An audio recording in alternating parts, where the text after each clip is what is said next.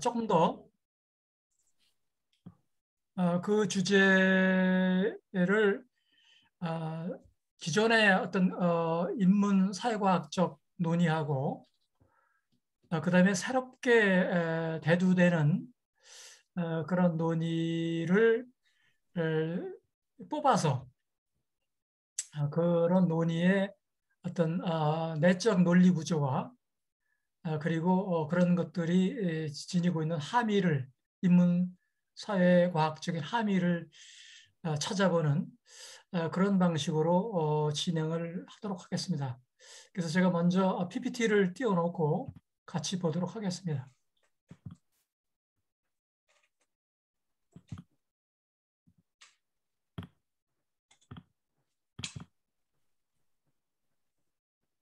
예, 보이시나요? 예. 예. 예. 오늘 다룰 내용은 먼저 시간의 개념, 주로 인문사회과학에서 다루는 시간의 개념을 간단하게 한번 살펴보고요. 그리고 인문사회과학에서 다루는 문명과 관련된 논의, 그리고 그것과 관련된 어떤 인간 중심적인 시간의 개념하고 자연의 시간의 개념. 그래서 주로 인문학이나 사회과학에서는 지금까지는 어떤 인간 중심의 시간의 개념을 다뤘기 때문에 대체로 시간의 폭이 다루는 시간의 폭이 굉장히 짧고 또 긴 것도 있지만은 대체로 짧은 것이 특징이고요. 이 자연의 시간의 개념을 생각하는 순간 사실은 인간이 보통 생각하기 힘든 그런 시간의 폭을 생각하게 되는 지질학적인 시간의 개념 이런 것은 굉장히 장구한 시간의 폭을 염두에 두고 있죠. 그리고 그것과 관련해서 최근에 등장한 인류세라고 번역이 되는 이거는 어떻게 보면 인류의 시대죠. 주로 이 지질학에서 사용하는 그런 개념인데요. 시간을 뭐 여러 가지 고생대, 중생대, 신생대 하는 식의 그런 개념하고 관련이 있기 때문에 세금하고는 관련이 없는 예, 저는 그런 세금인 줄 알았어요. 용어입니다. 그래서 번역어가 대체적으로 인류의 시대, 사람 중심의 시대라고 볼 수 있을 것 같습니다. 그리고 그런 것과 관련해서 인류 중심의 시대와 관련해서 인문사회과학이 직면하고 있는 문제들 이런 것들을 다 같이 한번 생각해보는 그런 시간을 갖도록 하겠습니다. 먼저 시간의 개념을 보면은 사실은 뭐 일상적인 사람들의 상식적인 수준에서 고대, 중세, 근대 뭐 이런 식의 시간 개념을 가지고 있죠. 근데 여기에는 특별한 역사적인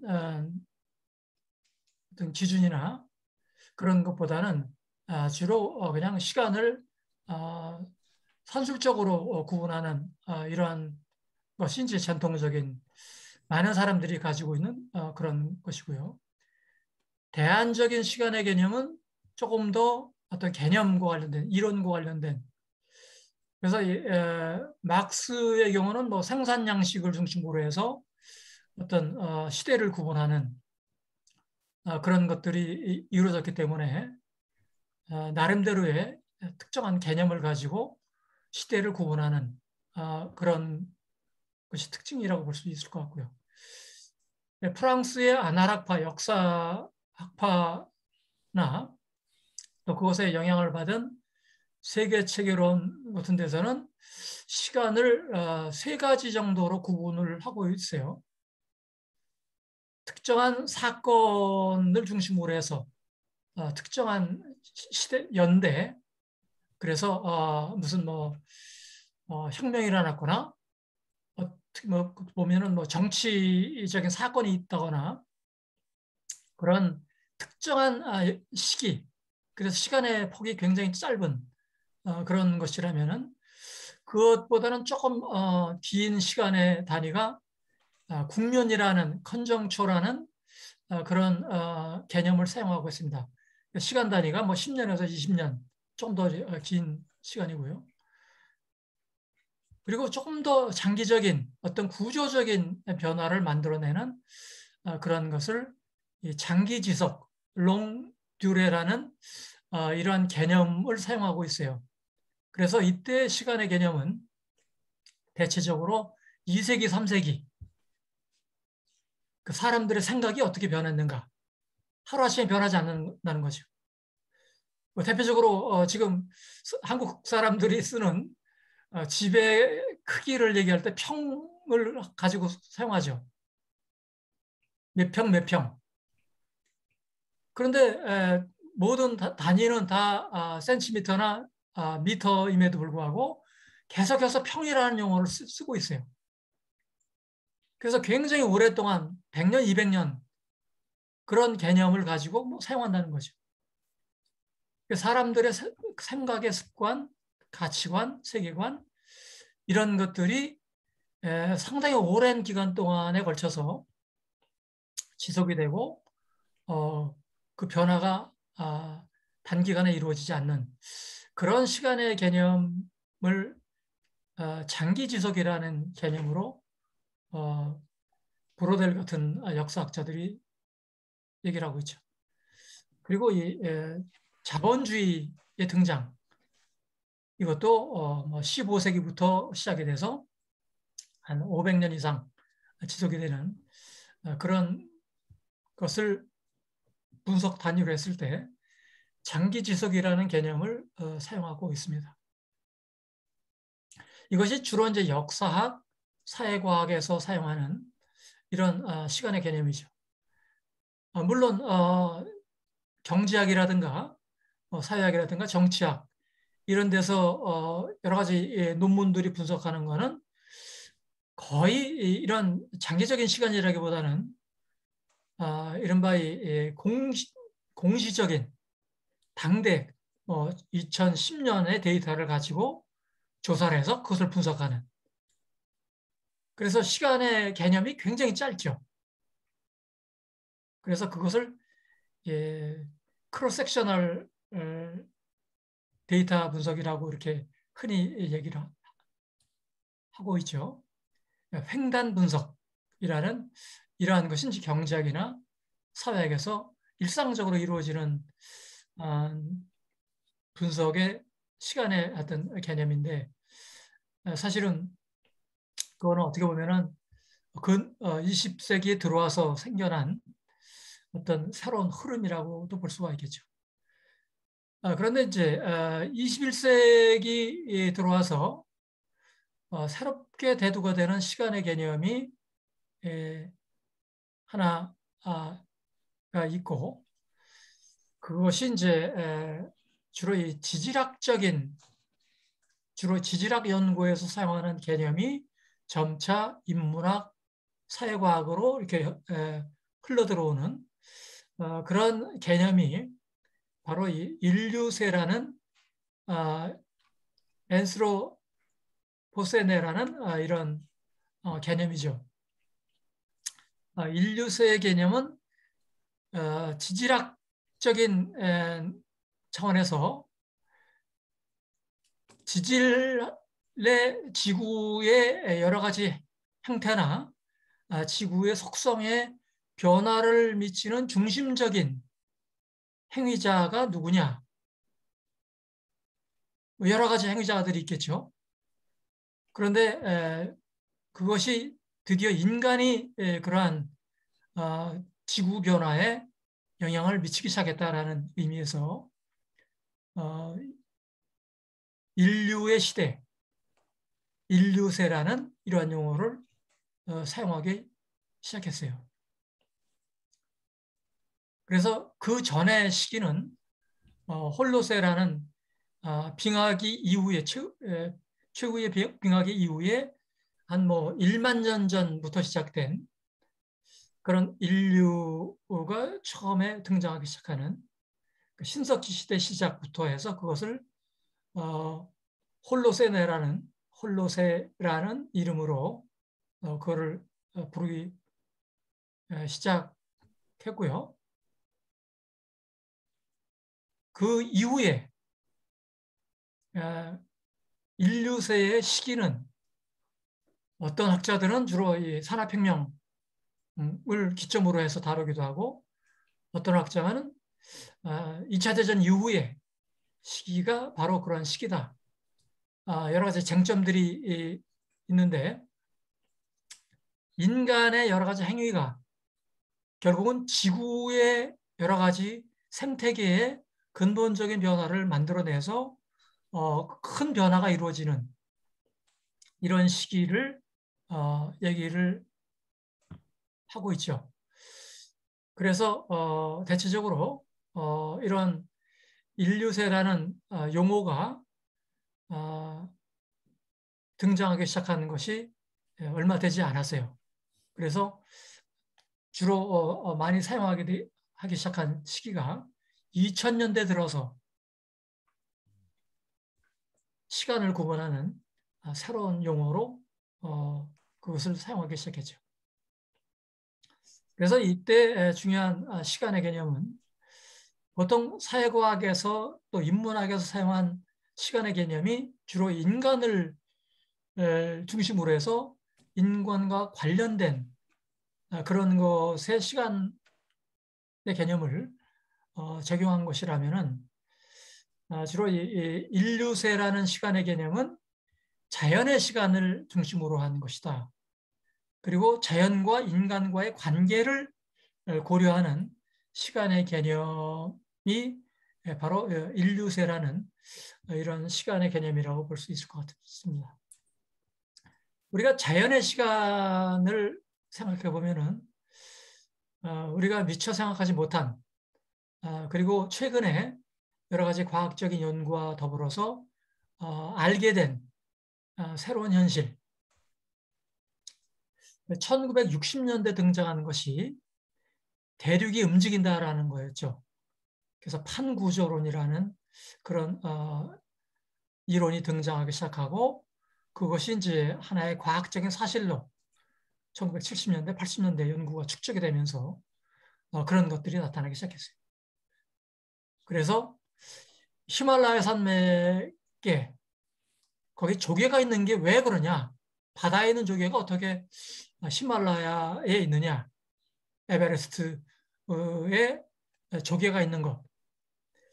그래서 그런 것들을 설명하기 위해서 결국은 대륙이 판이 돼서 움직인다라는 판구조론이라는 가설이 등장하고 여러 가지 지층 연구, 그다음에 여러 가지 생태계 연구, 그리고 여러 가지 암석의 연대를 측정하는 측정 방법의 개발 이런 것을 통해서 대체적으로 히말라야 산맥이라는 것이 4천만 년 전에 시작이 돼서 인도, 오스트레일리아 판과 유라시아 판이 충돌하면서 융기가 일어나고 그래서 결국은 히말라야 산맥의 바다에서 발견되는 그런 조개들이 거기에 있게 되는 그런 것들이 이제 설명이 되는 그런 것이 이제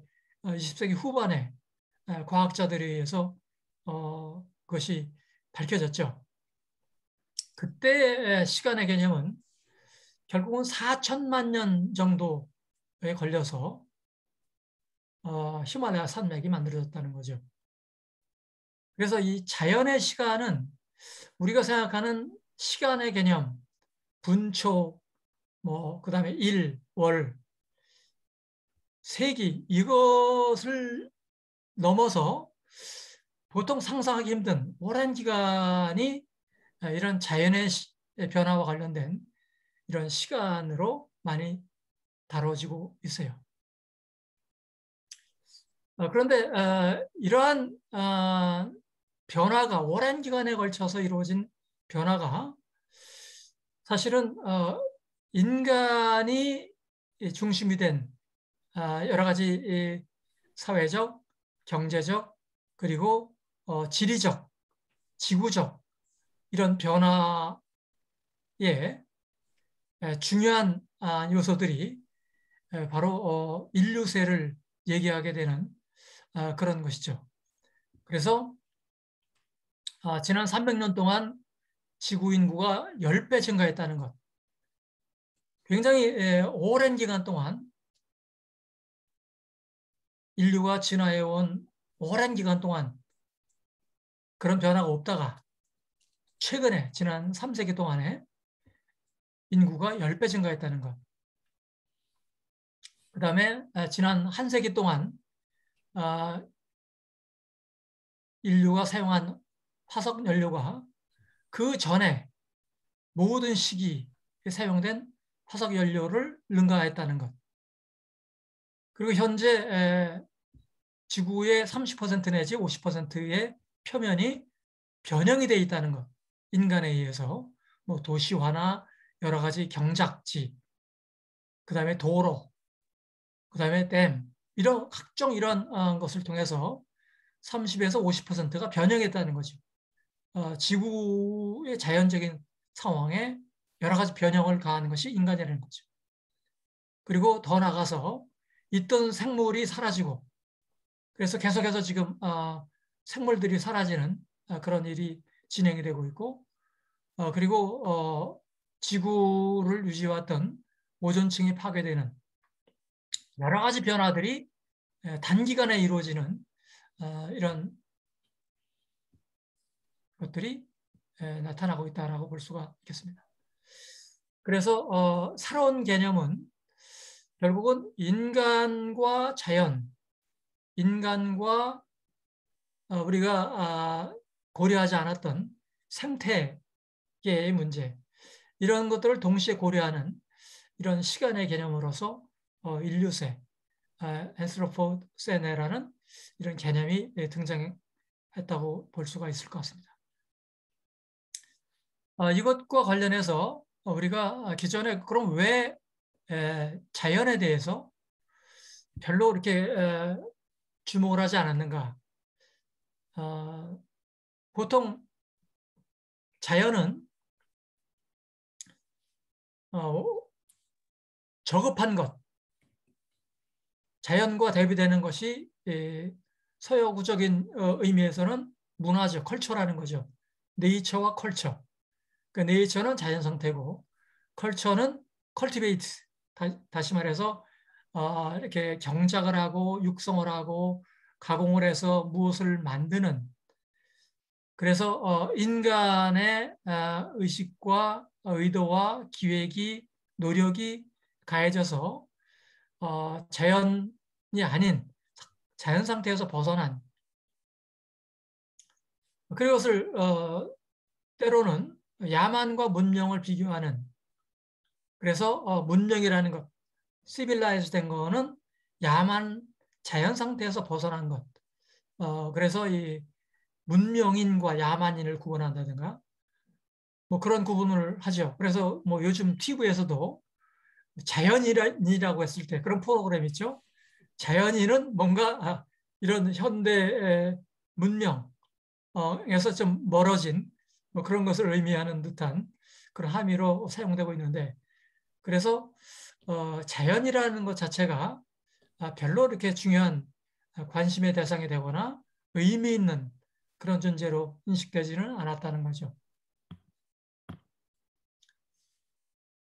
그래서 인문학과 사회과학에서 문명에 관한 논의들이 많이 등장했어요.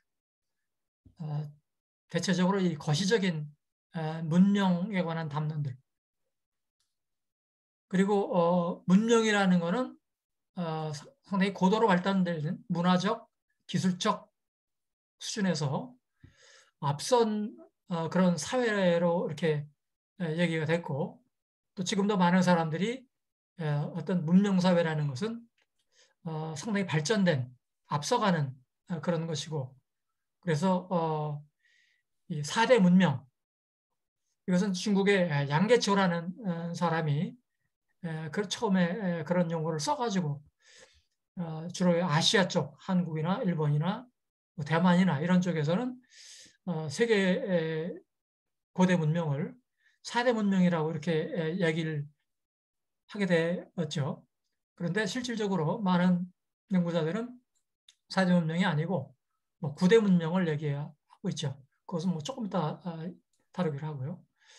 이때 이제 문명 사회의 특징은 대체적으로 이제 정착을 해서 특정한 지역에 정착을 해서 농사를 짓고 그리고 언어와 문자를 활용해서 여러 가지 문서 그다음에 여러 가지 역사 기록물을 만들어내고 그리고 그 과정에서 여러 가지 제도,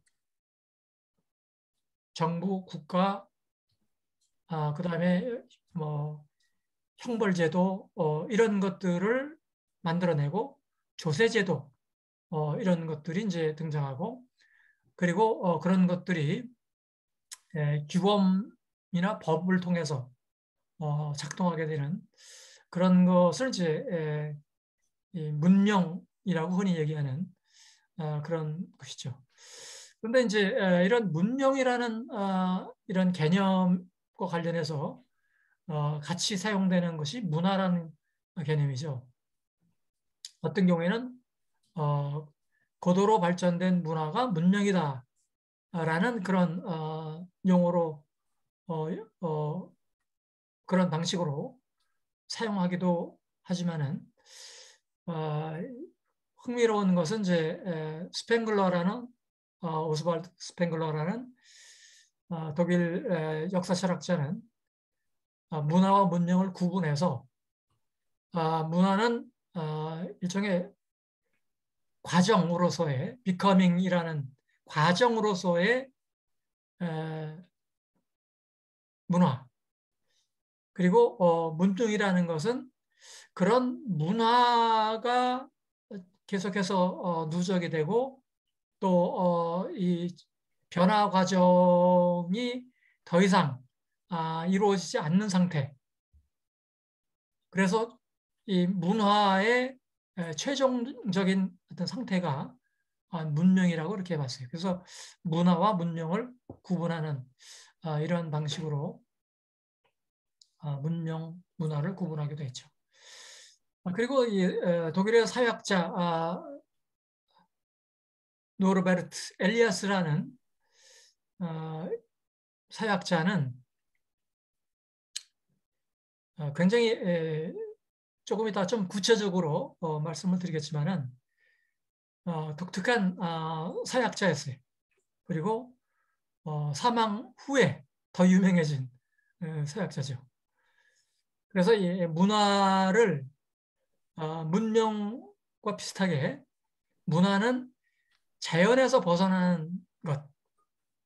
자연은 야만적이고 거칠고 그리고 다듬어지지 않은 그런 것이라면은 문화는 그런 것이 아닌 굉장히 세련된 그리고 잘 규율된 그런 상태라고 보고 바로 이런 과정을 연구한 것, 그것을 또 장기적으로 연구한 것, 이것이 이제 엘리아스의 이른바 이 유명한 문화 변동, 문명화 과정에 대한 연구라고 볼 수가 있겠죠.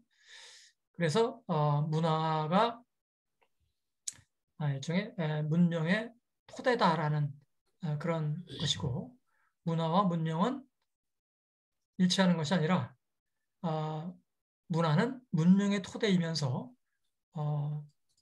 지속적으로 변화 과정을 겪고 있고 정지된 그런 상태에 있지 않다라는 것이 이제 엘리아스의 의견이었죠. 그리고 문명과 관련된 가장 최근의 논의는 이른바 이 문명 충돌이라는 그런 책으로 유명한 사무엘 헌팅턴의 문명 충돌론. 그래서 주로 이 문화를 종교에 의해서 규정되는 그런 것이라고 보고, 그래서 냉전 체제 이후에 나타나는 갈등은 결국은 문명 간의 갈등이고, 그것은 종교 집단을 중심으로 해서 서구와 비서구의 문명 충돌, 종교 충돌, 이런 것에 의해서 특징이 지어진다라는 그러한 논의를 90년대 해서 굉장히 많이 알려져 있는 그런 학자가 이제 사뮤엘 헌팅턴이죠. 문명 순환론이라고 불리는 스팽글러의 논의를 간단하게 살펴보면은 문명을 9개 단위로 구분하는데, 그래서 9개 문화, 9개 문명. 그런데 굉장히 많이 알려진 스팽글러의 책은 서구의 몰락이죠. 서구의 몰락. 서구의 문명은 몰락한다. 굉장히 충격적인 그런 것이고, 그래서 이 역사를 논의할 때 하나의 유기체로 작동하고 있는 문화를 중심으로 해서 역사를 분석하고, 문화는 생로병사의 어떤 주기를 가지고 있고, 대체적으로 1000년 정도의 시간 단위로 유지가 되면서 생성과 몰락을 보여준다라는 거죠. 그리고 헤겔이나 막스의 그런 역사관을 부정하면서 역사는 목적도 이념도 계획도 없다라는 이런 주장을 해서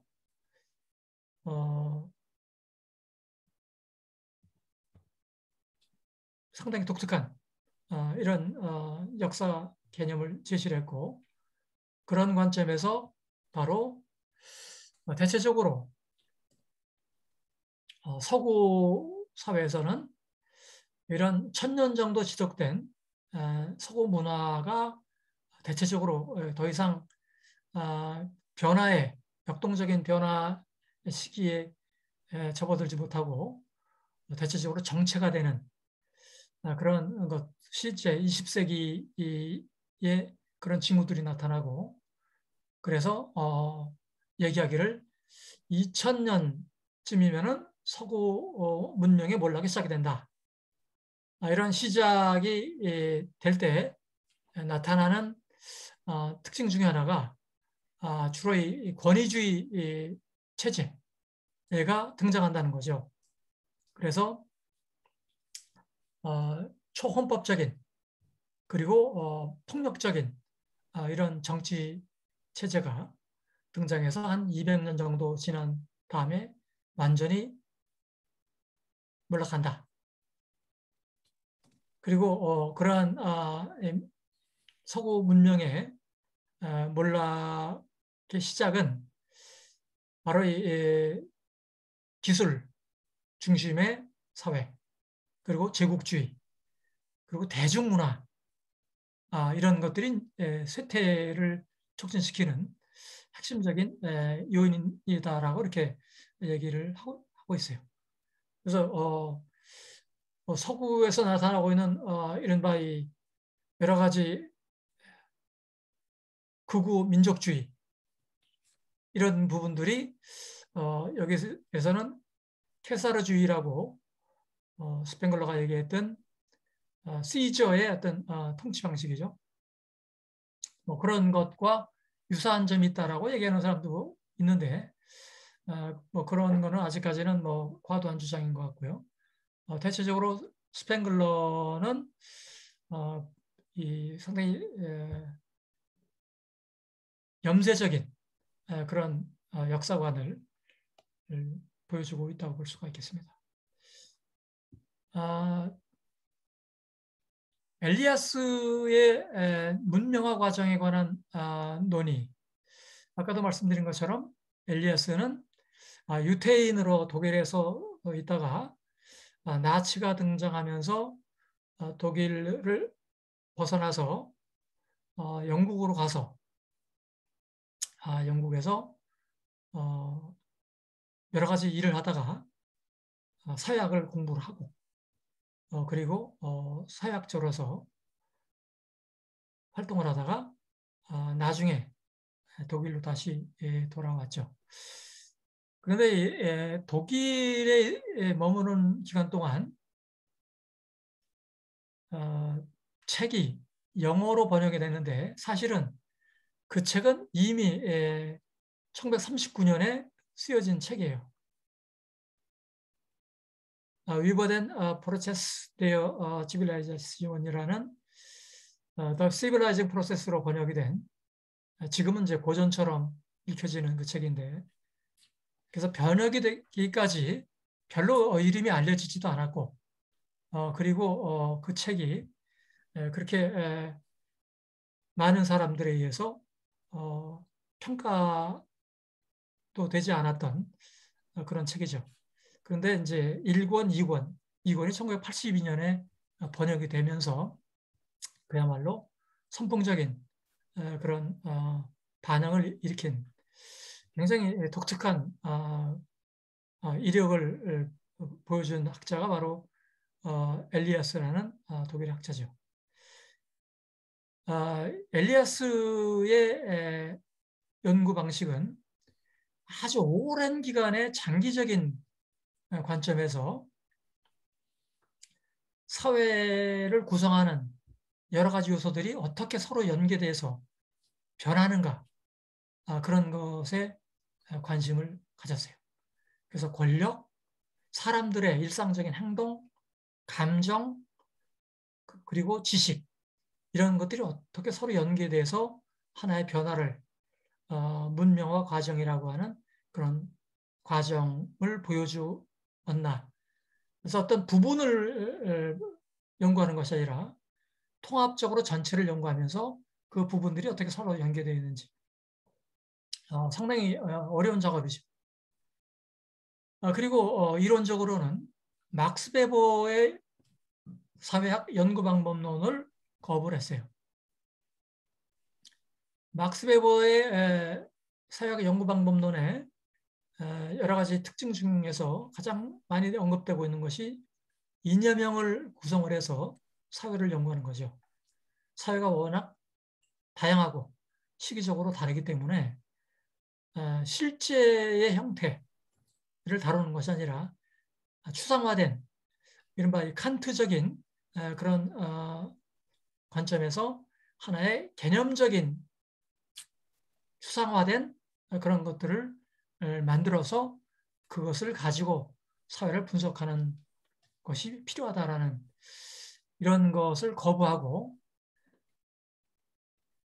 실제형, 리얼 타입, 아이디얼 타입이 아니라 리얼 타입을 연구하게 된다. 그런데 리얼 타입은 사실은 시대에 따라서, 사회에 따라서 다르겠죠. 실제로 존재하는 예를 들어서 관료제라고 하면은 중국의 관료제, 독일의 관료제, 프랑스의 관료제, 일본의 관료제, 한국의 관료제가 다 다르겠죠.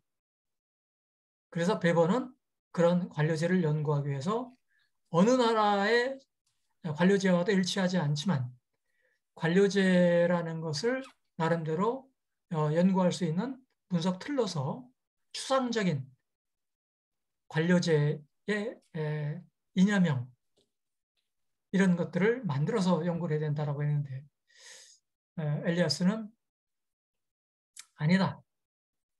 관료제는 독일의 관료제면은 예를 들어서 19세기 비스마르크 시대의 관료제, 20세기 들어와서 독일의 관료제 그 자체를 실제로 정교하게 분석해야 된다는 거죠. 정의가 필요한 것이 아니라 실질적으로 정교한 분석 결과가 중요하다. 그래서 정의가 될 수 있는 것은 사실은 역사가 없는 것, 변하지 않는 것만이 정의될 수 있다는 그런 주장을 했어요. 역사가 없는 것만이 정의될 수 있다라는. 그래서 정의라는 것이 중요한 것이 아니라 실질적으로 어떤 것이 있었는지, 그리고 그런 것들이 분리돼서 독립적으로 존재하는 것이 아니라 사회라는 복합적인 총체적인 하나를 구성하는 여러 가지들이 서로 결합되어 있기 때문에 정신적인 것 그리고 정치적인 것 이런 것들이 분리된 것이 아니라 연계되어 있다라는 이런 관점을 제시했죠. 그래서 유럽의 이른바 이 문명화 과정, 대체적으로 13세기부터 시작된 문명화 과정 이런 것을 거의 1000년 정도를 연구하는 엄청난 그런 것들을 보여줬어요. 그래서 개인적인 차원에서의 심리구조, 그리고 국가적인 차원에서의 권력구조, 이런 것들이 어떻게 서로 연결되어 있는지, 그래서 폭력을 사용하는 방식의 변화, 테이블 매너, 어떻게 테이블 매너, 오늘날의 서구에 테이블 매너가 등장했는지, 그 다음에 섹슈얼리티, 성에 관한 것들이 어떻게 변화왔는지, 그 다음에 언어 습관, 그래서 표준어, 사투리 이런 것들이 어떤 방식으로 해서 오늘날의 교양 언어 이런 것들로 발전했는지, 그리고 이런 걸 통해서 결국은 자연적인 동물적인 인간이 가지고 있는 감정에 대한 내적 통제를 만들어내는 그런 심리 구조가 형성되어 있다는 거죠. 슈퍼에고가 만들어지면서 일종의 집단적인 사회 구성원에 대한 보이지 않는 심리적 내부적인 통제, 슈퍼에고가 프로이드식의 슈퍼에고가 형성되는 그런 것들이 이제 문명화 과정의 중요한 부분이고, 그런 것들을 세세하게 연구하는 그런 것을 보여줬어요. 그리고 이 국가의 문제도 국가라는 추상적인 그런 것이 아니라 국가가 실제로 어떻게 만들어졌는가. 그래서 주로 이 중세 가문을 중심으로 해서 영주들 사이에 권력 투쟁이 일어나고, 그 과정에서 좀 더 강한 가문을 중심으로 해서 권력이 집중되고, 그런 권력에 대한 여러 가지 사회적인 전체적인 오늘날 보이는 근대 국가 체계가 형성되면서 점차 가문의 문제가 아니라 전체 국가, 네이션 스테이트라는 그런 것의 형태로 변해가는 것이 이제 16세기에 들어가면서 이른바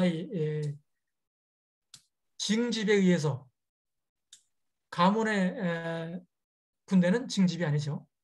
근대 국가가 만들어지면서 징집에 의해서 군대 체계가 만들어지고, 이른바 상비군이죠. 전쟁이 없어도 항상 존재하는 군대가 만들어지고, 거기에 필요한 여러 가지 경제적인 자원들이 세금을 통해서 또 걷어지는 근대 국가 체계가 넘어서면서 바로 이 절대 국가, 이것이 등장하게 되죠. 그래서 이 권력 구조의 변화 이런 것들이 서로 또 연결이 되는, 그래서 근대 국가라는 것은 물리적 폭력 수단을 가문이 갖는 것이 아니라 독점을 해서 중앙 국가만 폭력 수단을 갖게 되고, 가문들은 일체, 개인들은 일체 폭력 수단을 갖지 못하게 되는 폭력 수단의 독점, 이것이 이제 국가다. 이것은 이제 막스 베버가 정의한 국가 개념이죠. 엘리아스는 막스 베버와는 방법론에서 차이는 있었지만 근대 국가의 등장에 관해서는 막스 베버보다 훨씬 더 정교하게 이런 근대 국가의 등장을 역사적으로 연구를 했기 때문에 상당한 정도의 높은 어떤 평가를 받는 그런 사회학자였다고 볼 수가 있겠습니다. 헌팅턴의 문명 충돌론에서 문명의 개념과 관련해서 몇 가지 사전적인 논의를 하자면, 문명 충돌론은 주로 냉전 이후의 세계 질서를 다루면서 주로 종교가 이런 갈등의 원인이 될 것이다 라고 이렇게 주장을 하고,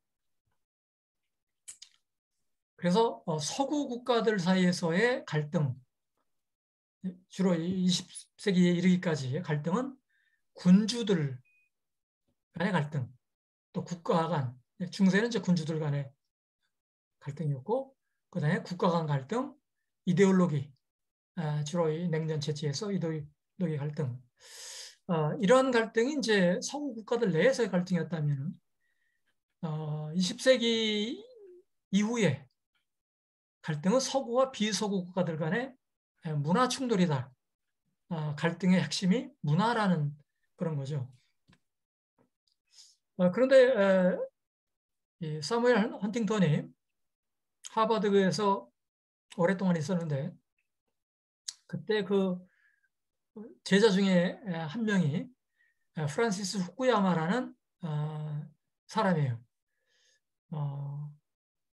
역사의 정원이라는 책을 써서 아주 유명해진 그런 인물이었죠. 주로 이제 동유럽 국가사회주의 체제가 붕괴되고 주로 시장 경제로 통합이 되면서 그때 쓴 책이 역사의 정원이라는 책이었죠. 이 책의 핵심적인 주장은 역사는 더 이상 변하지 않는다는 거예요. 왜냐하면 정치 체제로서는 자유민주주의, 경제 체제로서는 시장 경제가 역사 발전의 마지막 단계이기 때문에 더 이상 발전을 할 여지가 없다. 이것도 또 다른 의미에서 헤겔과 막스가 가졌던 역사관에 대한 하나의 부정이죠.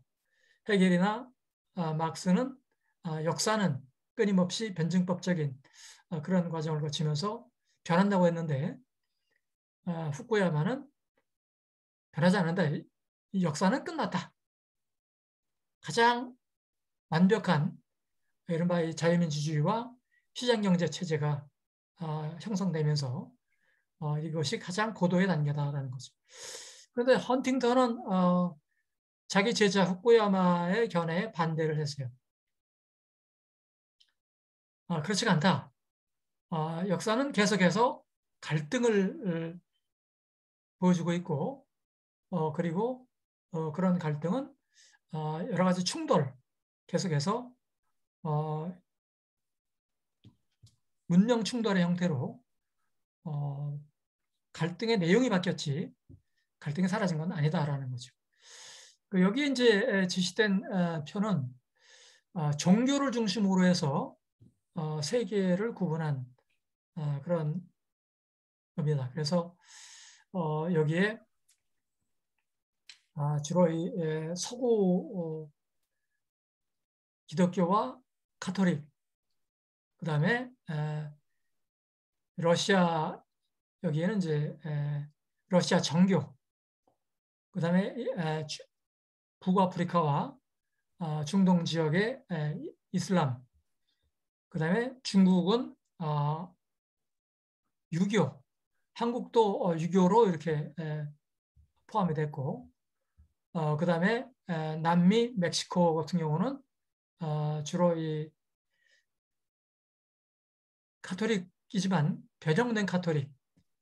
그래서 종교를 중심으로 해서 여러 가지 세계를 다시 구분을 하고, 이러한 종교들이 만들어내는 갈등. 그래서 주로 이 서구식의 자유민주주의 시장 경제로 통합되는 것이 아니라 계속해서 문화적 차이는 지속이 되고, 여기에서의 문화는 주로 종교를 기반으로 하는 그런 차이는 지속이 되고, 교류는 더 활발하게 이루어지지만, 그러나 교류로 인해서 개인들은 전에 가졌던 특정한 지역, 정체성은 상당히 약화되지만, 교류가 심해질수록, 그러나 개인들이 가지고 있는 지역 정체성을 대신하는 새로운 정체성, 그런 것들을 종교가 메꾸고 종교를 중심으로 해서 새로운 정체성이 형성이 된다. 그래서 이 종교 정체성이 약화되는 것이 아니라 강화된다라고 이렇게 주장을 하고 있고, 그래서 이러한 종교 정체성을 기반으로 해서 서구와 비서구 이런 것들이 나뉘어지고, 그래서 주로 이 중심부를 구성하고 있는 서구와 그다음에 주변부를 구성하고 있는 비서구의 문화적인 충돌. 그래서 그것은 이슬람과 기독교 간의 충돌뿐만 아니라 기독교와 다른 힌두교, 그다음에 유교 이런 것에 간의 갈등도 존재한다는 거죠. 그래서 이러한 문명 충돌이 냉전 이후에 새로운 갈등을 만들어내는 그런 요인이다. 이런 사뮤엘 헌팅턴의 논의는 지금도 많은 사람들이 그런 것을 받아들이는 경향이 있어요.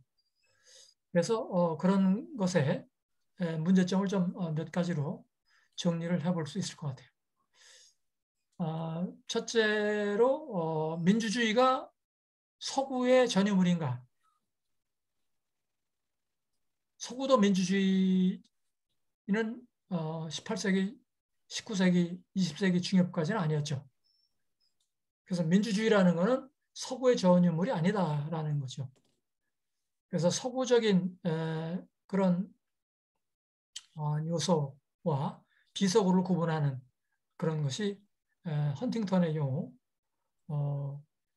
서구의 전유물로 생각하는, 그래서 비서구는 바로 이 다른 종교의 영향을 받은 권위주의적이고 또 호전적인 그런 것으로 생각하는 그런 경향이 있는데, 민주주의는 서구의 전유물이 아니다라는 거죠.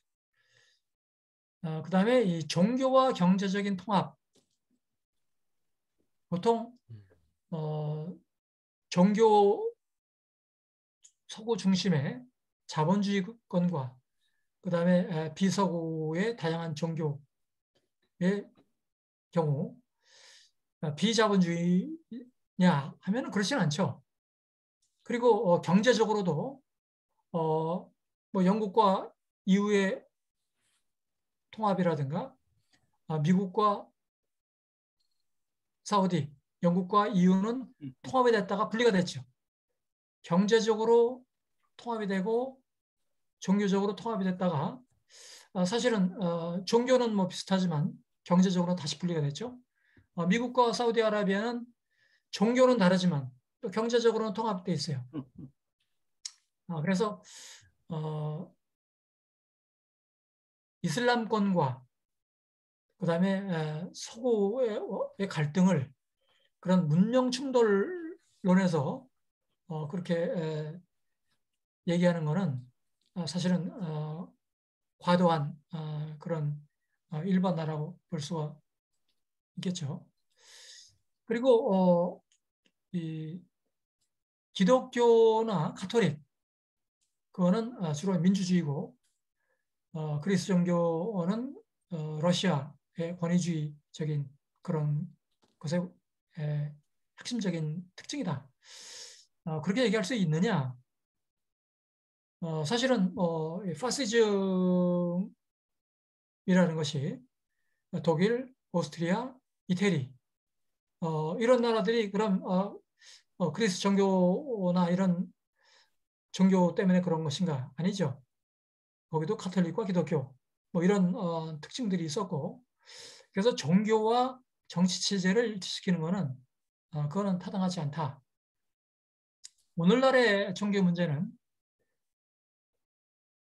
이슬람, 기독교 이걸 떠나서 근본주의가 문제라는 거죠. 그래서 타종교에 대한 배타적인 그리고 더 나아가서는 공격적인 이런 태도를 가지고 있고 그리고 그런 근본적인 어떤 종교적인 이념을 유일한 것으로 내세우고 그런 것들을 강요하는 그런 근본주의가 문제이지 종교 자체는 그렇게 문제가 아니다라는 점에서 헌팅턴의 논의가 상당히 과장된 과도한 논의이고 또 그런 것들이 일부 정치가들에 의해서 받아들여지고 또 그것이 국제 정치를 규정하는 그런 경향이 있는 것은 대단히 위험한 그런 상황이라고 볼 수가 있겠습니다. 예, 교수님, 신광현 네, 선생님. 네네. 예, 지금 요 줌으로 할 때는 1시간 이상 하면 약간 이게 집중이 조금 어렵거든요. 예. 제가 그러니까 그럼 빨리 10분 끊을게요. 10분 정도 쉬고 하면 네네. 어떨까요? 좋습니다. 10분 정도 5분. 좋습니다. 10분? 5분만 쉬어요? 5분? 예, 예. 그래요. 그럼 여기 5분만. 시간은 예. 괜찮아요? 우리가 네, 보고 있는 알겠습니다. 시간? 우리가 확보하고 있는 내기 시작하는 그런 시기가 됐다. 그런 것이 시작이 됐다. 라는 그런 것에서 인류세라는 용어가 등장했고 그런 것을 둘러싼 논쟁도 나타나기 시작했어요. 그래서 그 시작이 언제냐를 둘러싸고 그것을 신석기 시대부터 시작됐다라는 주장하는 학자도 있고 아니다. 실질적으로는 아주 최근에 근본적으로 지구 온난화, 그다음에 이 화석 연료의 고갈 그리고 여러 가지 인간에 의해서 생태계가 파괴가 되고 생물들이 죽기 시작하는 사라지기 시작하는 그리고 지구가 만들어졌을 때 없었던 새로운 물질들이 플라스틱이나 이런 것들이 인간에 의해서 만들어지고 그리고 이른바 이 원자력을 이용하면서 우주에도 없는 그런 새로운 물질들이 만들어지는 이런 것에 의해서 지질학적인 변화가 나타나기 시작한 시기. 그래서 20세기 중엽이 바로 인류세의 시작이다라는 주장부터 여러 가지 논쟁이 있고 대체적으로 그런 것들을 얘기하는 다양한 것들은 이미 부분적으로 여러 가지로 많이 언급이 된 것 같습니다. 요즘 많이 언급되는 것이 이제 주로 미세 플라스틱인데요. 미세 플라스틱은 회복 불가능한 그런 여러 가지 변화를 만들어내는 또 다른 그런 인류세를 보여주는 이 마커라고 하죠. 인류세 표식 하나로 언급이 되고 있습니다. 그리고 이러한 것들이 결국은 인문학과 사회과학에서 새로운 어떤 논의를 필요로 하게 만드는 그런 것이 되고 있습니다. 그 피터 싱어라는 도덕 철학자는 기후변화는 인류가 직면한 가장 커다란 윤리적인 도전이다라고 얘기를 할 정도로 이제는 기후변화가 철학적인 윤리학적인 그런 이슈가 됐다는 거죠. 얼마 되지 않은 시기 2015년에 이러한 것들을 얘기를 했어요. 그래서 철학, 인류학, 그다음에 뭐 사회과학, 역사학. 그래서 이 과학, 자연과학뿐만 아니라 인문학, 사회과학에서 이제 이런 논의를 하기 시작하는.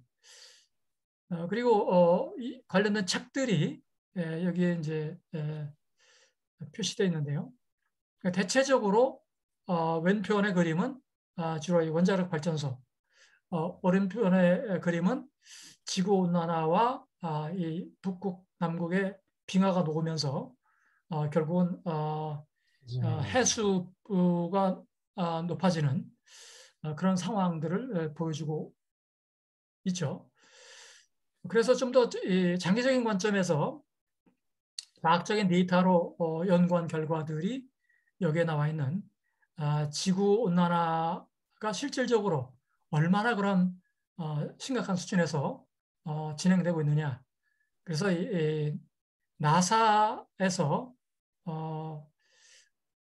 연구한 결과를 여기에 이제 보여주고 있어요. 그래서 1950년대부터 붉은 선이 지구의 평균 11년 평균 온도가 변하고 있는 양상들을 보여주고 있고 그 증가 추세가 붉은 선으로 나와 있죠. 아래는 주로 태양에 의해서 영향을 받은 지구 온도의 변화. 그래서 압도적으로 지구 온난화라는 것이 현재 진행이 되고 있고 특히 그것이 20세기 후반 지속적으로 나타나고 있다라고 얘기를 할 수가 있을 것 같고요. 그리고 최근에 탄소세와 관련해서 등장하는 탄소의 문제. 이 탄소와 관련된 연구는 주로 이 남북극의 빙하의 심층 부분을 연구를 해서 거기에 남아있는 탄소를 측정을 해서 빙하 시기 때마다 어떻게 변화왔는지 그걸 측정한 것이 밑에 주로 이 변화를 보여주고 있는 그림이고요. 그 현대 기후 체계가 만들어진 것이 대체로 11,700년 전부터 오늘날에 우리가 살고 있는 그런 기후 체계가 만들어졌고 변하기 시작한 것이 바로 1950년 탄소가 급증하면서 그것이 이제 지금 오늘날에 문제가 되고 있는 여러 가지 지구온난화의 핵심적인 요인으로 탄소를 규제하려는 그런 시도가 등장했다고 볼 수가 있겠습니다. 그래서 한편에서는 지구온난화는 그거는 사기다라는 이런 주장이지만 과학자들의 연구 논문을 93년부터 2003년까지 10년 동안 관련된 928편의 논문을 전부 검토해 보니까 모두 지구온난화를 인정하고 있다는 거죠. 그 온난화의 정도, 속도에 관한 논의는 좀 차이가 있지만 지구온난화를 다 인정하는데 정치적인 이유로 이것을 부정하는 대표적인 인물이 트럼프였죠. 그래서 지구온난화는 정쟁의 이슈가 아니라 이거는 하나의 팩트고 현재 진행되고 있는 추세다라고 얘기를 할 수가 있을 것 같습니다. 그리고 이제 나사에서 자료로 1992년부터 2019년 사이에 해수면이 얼마나 높아졌는지 그것을 보여주는 그림이 여기에 사진이 여기에 나와 있습니다. 그래서 붉은색은 대체적으로 15cm 정도 증가한 것이고 파란색은 해수면이 낮아진 그런 것들을 보여주고 있죠. 동해 쪽도 대체로 10cm에서 15cm 정도의 해수가 높아진 걸로 이렇게 나와 있어요. 그리고 남극과 북극에서 상대적으로 해수면이 많이 증가한 그런 것들을 보여주고 있죠. 미세 플라스틱의 문제가 최근에 대두가 되고 있는데 미세 플라스틱의 정의는 주로 플라스틱이 5mm 이하인 작은 눈에 잘 보이지 않는 플라스틱이고 이것이 바다에 떠 있는 미세 플라스틱의 사진인데요.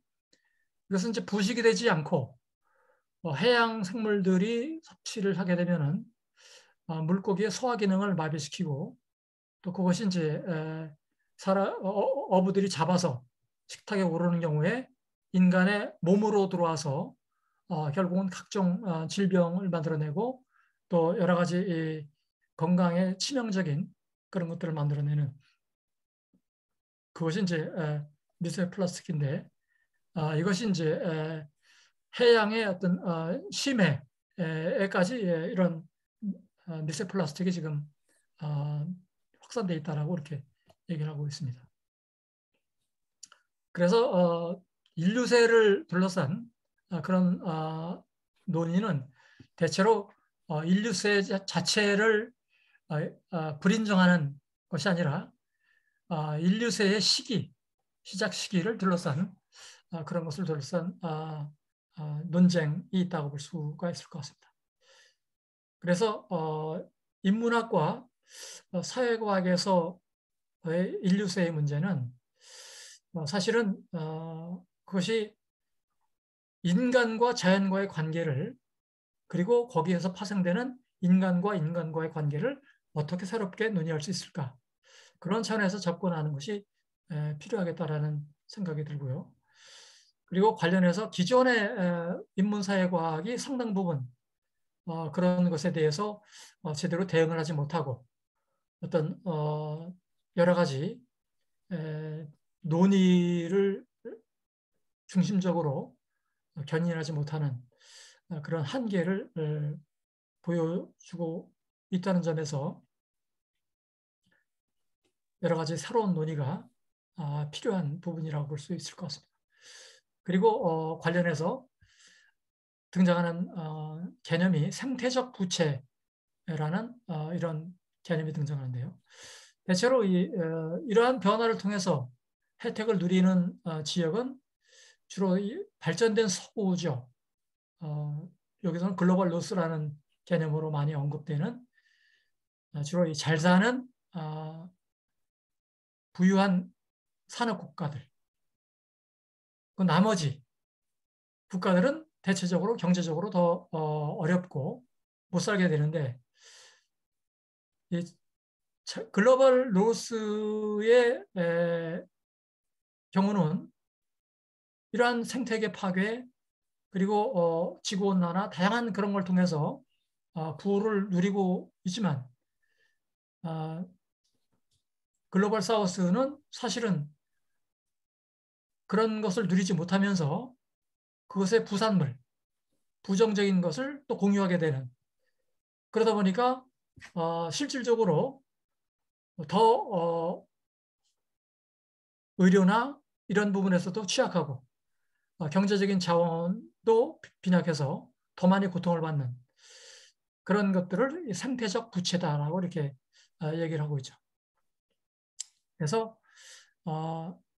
이제는 이제 새로운 인간 조건에 대한 논의가 필요하고 자연과 인간을 분리시키는 문명과 야만, 자연과 문화 이런 이분법적인 그런 것들을 극복하는 넘어서는 그런 것들이 필요하다라는 점에서 서구 중심의 근대적인 계몽주의 그런 것들이 이제 심각한 위기에 직면하고 있고 그럼에도 불구하고 한때 등장했던 포스트 모더니즘은 그런 것에 대한 대안이 되지 못하는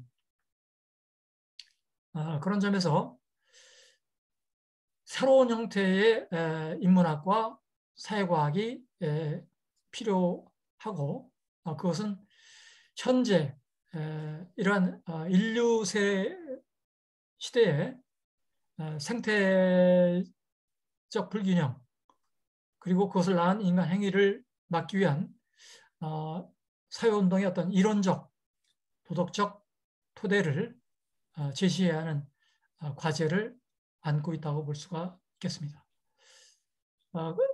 관련해서 한 가지 역사학자의 최근의 논의를 좀 소개한다면은 디베시의 차크라바티라는 인도 출신의 시카고 대학 역사과 교수인데요. 인문학에서 어떻게 이러한 인류세에 관한 논의를 끌어들일 수 있을 것인가, 인류세에 관한 논의를 해야 될 것인가. 그래서 4가지 명제를 지시하고 있습니다. 기후변화에 대한 인류세적 설명으로 자연사와 인류 역사 간의 오래된 구분이 이제는 사라졌다. 이분법적인 자연의 역사, 인류 역사를 구분하는 그런 구분이 사라졌고, 그리고 인간을 지리적인 힘, 어떤 지구의 변화에 생태계의 변화를 만들어내는 존재로 인간이 활동하는 그런 새로운 시대에 인류세라는 개념 자체가 근대의 개념, 모더니티, 세계화, 글로벌리제이션에 대한 역사를 논의하는데 실질적으로 중요한, 충분한 가치가 있고 또 고려돼야 할 그런 개념이다라는 논의를 하고 있고요. 그래서 인류세라는 어떤 그런 것들을 우리가 고려했을 때 자본의 역사, 자본에 의해서 변화된 엄청난 자원을 착취했고 또 그것의 역사가 자본주의적인 발전의 역사였고 그것이 만들어낸 결국 생태적 위기. 그것뿐만 아니라 종으로서의 인류 역사, 종으로서의 인류 역사는 주로 정착 농을 하고 그다음에 가축, 목축을 하는 것이 아니라 주로 이 집단적인 이른바 이 농장식 목축업을 통해서 인간이 가축을 소비하는 그런 형태의 어떤 인류의 역사에 관한 거기서 만들어지는 어떤 지구 생태계에 대한 변화 이런 것들을 다 같이 논의하는 그런 것들이 가능해졌다라는 것하고요. 그래서 기존의 역사적 이해 한계를 그런 종의 역사와 자본의 역사를 교차시켜서 보게 되면은 기존의 역사적인 접근의 한계를 이해하는데 그런 것이 도움이 될 수 있다라는 명제를 제시하고 있습니다. 오늘 뭐 길게 말씀을 드렸는데요. 좀 정리를 하자면은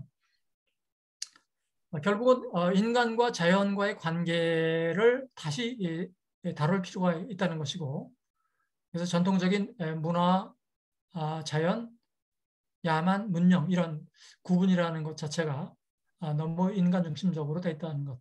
그래서 그것을 이제 극복하는 것이 필요하다는 거고요. 그 다음에 인간에 의한 위험, 자연 생태계에 대한 파괴로 인한 위험이라는 것이 이제는 간과할 수 없는 인간 종의 생존에 위협을 가하는 그런 요인이 됐다는 것. 이것도 중요한 부분이고요. 그래서 인문학과 사회과학이 좀 자연과 문화 이런 것을 넘어서는 통합적인 접근을 해야 하는 것이고 그리고 인류세 시대의 사회운동에 대한 지적 기반을 제공해야 할 과제를 안고 있다고 볼 수 있을 것 같습니다.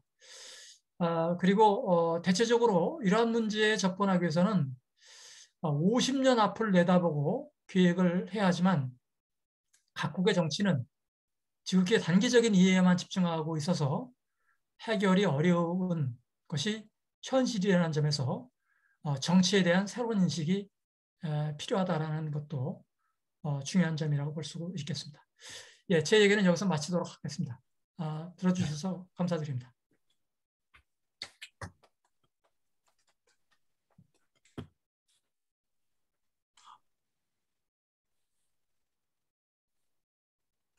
예, 조 선생님이 사회 좀 보시죠. 예. 예, 질문이나 의견이 있으면 얘기를 해주시기 바랍니다.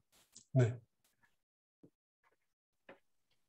제가 먼저 질문을 예. 하나 드릴까요? 예, 김대 선생님부터. 예. 예, 역시 신광현 선생님 강연은 항상 흥미진진한데요. 오늘도 예, 그 사이에 또 이 문명의 문제를 오랫동안 생각하신 것 같고요.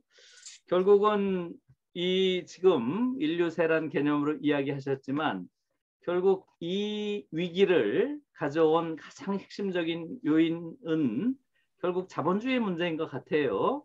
자본주의가 작동한 이후에 아주 급격하게 이 생태 위기가 왔기 때문에 결국 인류세라고 하는 개념도 온 것 같은데요.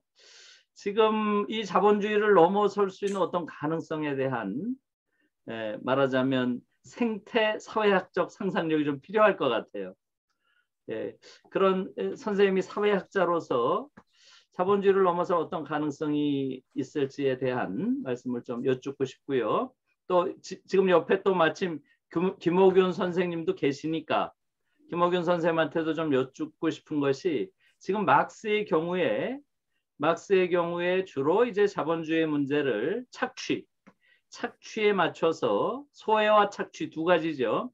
초기 막스는 주로 소외 쪽에 상당히 초점을 맞춰서 자본주의 비판했다면 그 후반기에는 착취라는 쪽에 맞춰 있는 걸로 보이는데 막스의 그러한 사상 체계 안에서 이런 생태적인 자본주의가 가지고 있는 자연 파괴적인 속성에 대한 그러한 경고가 혹시 있었는지 막스가 말하자면 생태적 상상력을 가지고 있는 측면이 있는지 그거는 김옥윤 선생님이 조금 이어서 조금 한번 이야기를 해주세요. 먼저 신공현 선생님한테 좀 전에 여쭌 이야기를 여쭙고 싶습니다. 예, 굉장히 중요한 질문을 해주셨고요. 그리고 산업혁명 이후에 가속화된 여러 가지 변화들, 이것을 사실은 경제 성장이라고 다 불렀죠. 그리고 그것의 부산물이 결국은 자유무덤을 파는 것일 줄은 몰랐어요.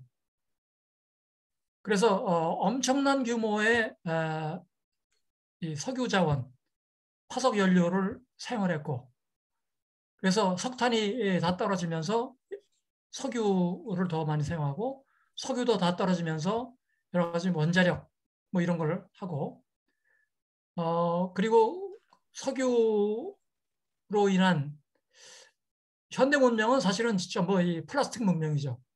석유의 부산물로 옷도 만들고 뭐 노트북에 사용하는 플라스틱도 만들고 자동차에 사용하는 플라스틱인데 그것이 이제 문명의 이기로 생각이 됐었고 그런데 그것이 결국은 썩지도 않고 또 그것이 결국은 사람들의 생존을 위협하는 그런 것들이 되리라고는 생각을 못했고 또 개인들도 일상적으로 뭐 쓰레기 버릴 때 그냥 뭐 묶어서 버리면 어떻게 되겠지.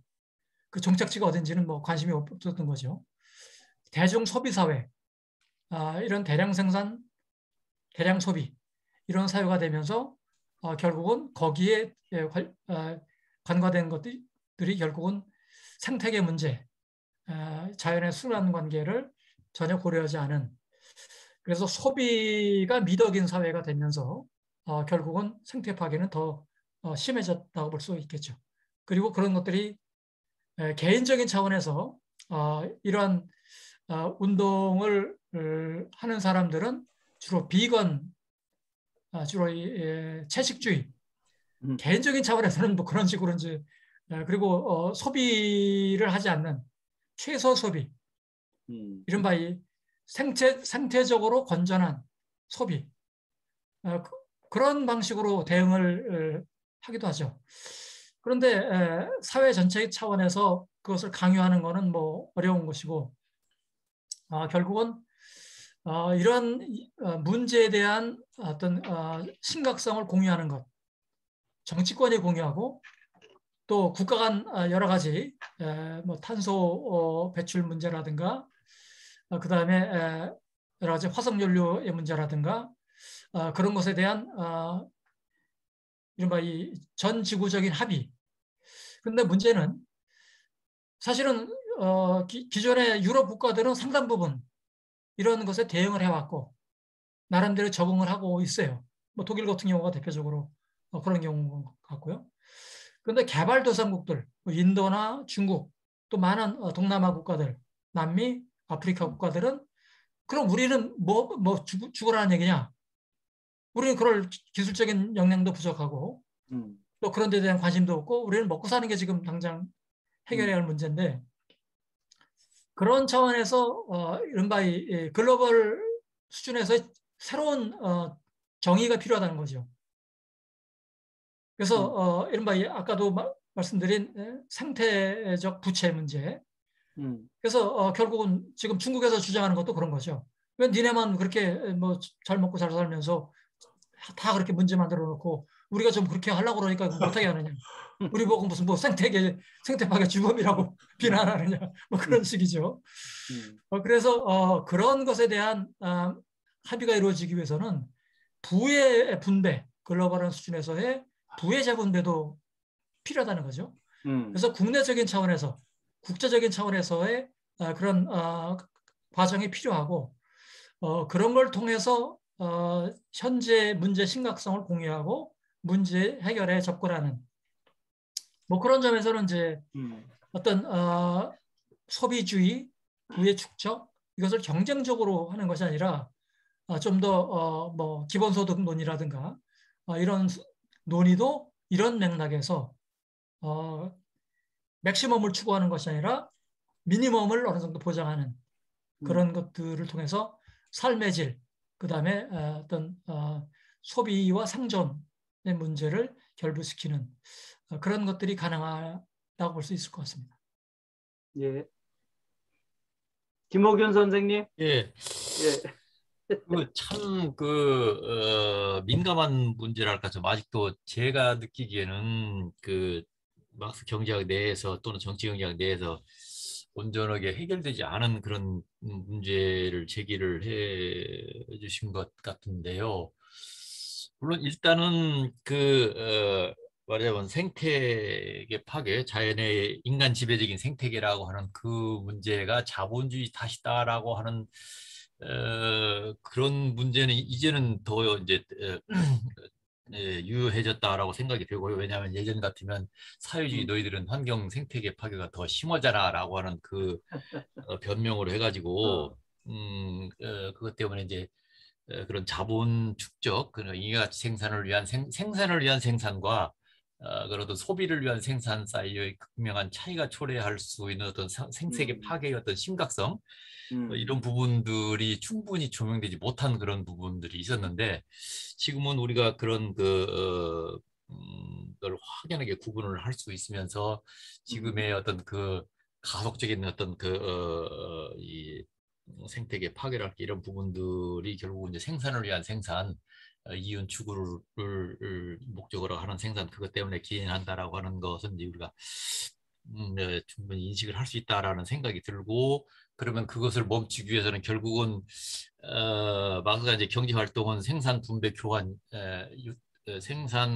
그렇죠 생산 분배 교환 소비 이렇게 네 개로 나눴는데 거기 이제 자본주의 특징은 이 생산을 위한 생산이다. 소비라고 하는 건 그 중간에 하나 이제 걸쳐져 있는 그 매개고리의 역할밖에 하지 않는다라고 하는 그런 점을 이제 주목을 했던 거고 반면에 이제 자본주의가 이제 사회주의는 이제 궁극적으로 소비를 위한 생산. 그러니까 생산이 목적이 원래 소비인데 그게 이제 자본주의 시대에 들어와 가지고 이제 그 위상이나 이런 부분들이 이제 생산과 이렇게 전도되어 나타나는 그런 부분들이 심각했는데 그게 이제 자본주의가 지향이 되고 나면 자본주의 이후에는 오히려 그런 어떤 소비를 위한 생산이 가능해질 수 있을 것이다. 그래서 그런 점들을 이제 주목을 하면 이제 좀 더 우리가 흔히 말하는 어떤 생태 사회주의라고 하는 말들이 이제 좀 상당히 오래전부터 쓰였었죠. 80년대부터 쓰이고 있는데 그런 것들에 대한 어떤 우리가 지평이랄까 이런 것들을 좀 바라보는데 옛날 그 소동구 사회주의가 바로 옆에 있기 때문에 가려져 있는 어떤 장막이나 이런 것들을 걷어냈기 때문에 우리가 이제는 조금 더 편안하게 그런 어떤 지평을 좀 열어볼 수 있지 않을까라고 하는 그런 저는 생각이 들고요. 근데 그런 막사 안에서 그런 것들 생태 사회주의적인 것들을 찾을 수 있느냐 하면 그런 것들은 분명히 있습니다. 자본이 어떤 잉여가치 생산이랄까 어떤 자본 축적을 위해서 자연을 착취한다라고 하는 표현들을 굉장히 자주 쓰고 그러면서 아우스보이팅이라고 하는 말을 기억적으로 사용을 하고 있고 그러면서 그것이 정말 자연을 엄청나게 파괴한다라고 하는 것들을 근데 이게 이제 체계적으로 서술이 안 되기 때문에 왜냐하면 기본적으로 인간과 인간의 관계 어떤 사회적 관계를 이제 천착을 하는 부분이기 때문에 인간과 자연의 관계 이런 부분들은 그렇게 깊이 천착을 하지는 않았죠. 근데 그것이 자본주의 하에서 훨씬 더 심각하게 자연 파괴, 자연 착취가 이루어진다라고 하는 그 현실은 상당히 이제 주목을 했었죠. 그런데 이제 그런 것이 이제 지향이 된다라고 할 수 있는 흔히 말하는 이제 자유왕국이라고 하는 데에서 그처럼 이제 노동이라는 게 확 줄어들고 인간이 참 여가 시간이 많아지고 그렇게 되면 자본주의가 이제 그때는 이제 자본주의가 이제 끝나고 그 이후 얘기겠죠. 자본 이후 사회에 가게 되면 그럼 생태와 어떤 그 자연과 인간 생태계 사이 어떤 평화로운 공존이랄까 이런 것들이 가능한가 이런 부분들은 별로 언급은 없는데요. 근데 이제 다만 우리가 얘기할 수 있는 것은 이미 그러니까 자본주의 시대에는 생산을 위한 생산이 이루어지지만 자본주의가 극복되고 나면 그런 어떤 축적을 위한 생산이 아니라 소비를 위한 생산이 이루어지기 때문에 생산 규모 자체도 확실히 좀 많이 줄어들 것이고 그러니까 그러니까는 그 잉여 생산이라고 하는 문제, 대공황 문제나 이런 것들의 문제가 상당히 좀 이렇게 많이 이렇게 완화되고 그럴 것이기 때문에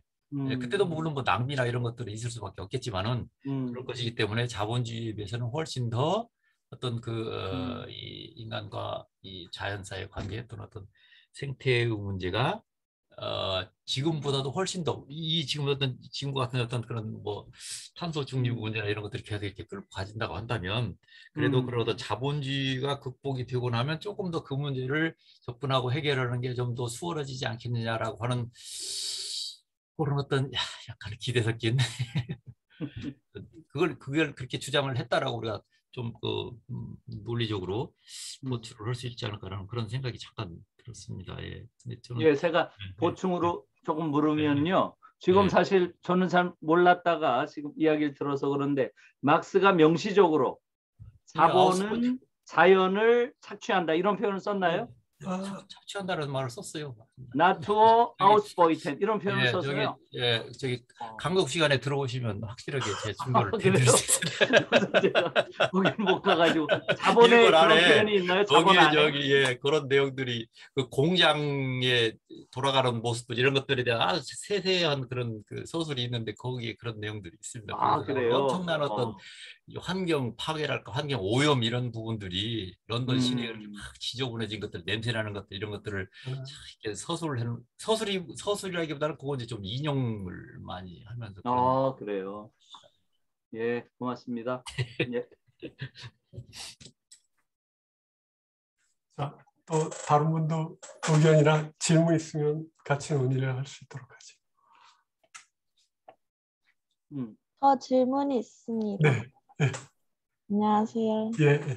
저는 사회학과 1학년 학생인데요. 장기적인 지구온난화 대책이 필요하다고 하셨는데 그게 예를 들어서 무엇이 있을지 궁금합니다. 장기적인. 예, 뭐 요즘 많이 뭐 국내외에서 논의되고 있는 그린 리볼루션이죠. 그래서 주로 이 화석 연료 대신에 주로 이 자연적인 풍력이나 태양광이라든가 이런 걸 이용하는 그런 에너지 정책 그리고 뭐 소비와 관련해서 뭐 플라스틱 소비를 제한하는 생산 자체를 제한하고 그다음에 그런 것에 관한 처리, 쓰레기와 관련된 그런 정책들도 다 관련된 정책이라고 볼 수 있을 것 같아요. 뭐 다른 말로 표현하면은 지속 가능한 사회, 지속 가능한 삶 이것이 어떻게 가능하겠는가? 그런데 지속 가능한 삶을 우리가 얘기할 때는 상당히 좀 막연하게 또 쉽게 이렇게 여겼던 것이 현실이죠. 그런데 현재 진행되고 있는 여러 가지 상황들은 그거보다 훨씬 더 심각하다는 거죠. 다음 세대까지 유지가 될 수 있을지 그걸 의심할 정도로 그래서 사실 생각보다 우리가 모르는 사이에 굉장히 파국적인 그런 상황이 전개될 수 있다는 것이 이제 과학자들의 연구 결과죠. 그러면 그런 것들은, 그런 장기적인 대책들은 이미 여러 분야에서 준비가 되고 있는데, 교수님께서 자연의 시간이 길지만 그것을 다 인류가 짧은 시간 안에 지구를 다 엄청나게 변화시켰다고 하셨잖아요. 네. 근데 그렇게 장기적인 대책을 열심히 하고 있는데 지구가 갑자기 망하면 어떡하죠? 그거는 사실 뭐 그건 운명이죠. 그건. 그래서 그런 파국적인 상황에 이르기 전에 지금 단계적인 정책에 의해서 이루어질 수 없는 것들이 많이 있어요. 대체적으로 지금 뭐 도시화, 아까 지구의 30% 내지 50%의 지구 표면이 다 변형이 됐다라고 했죠.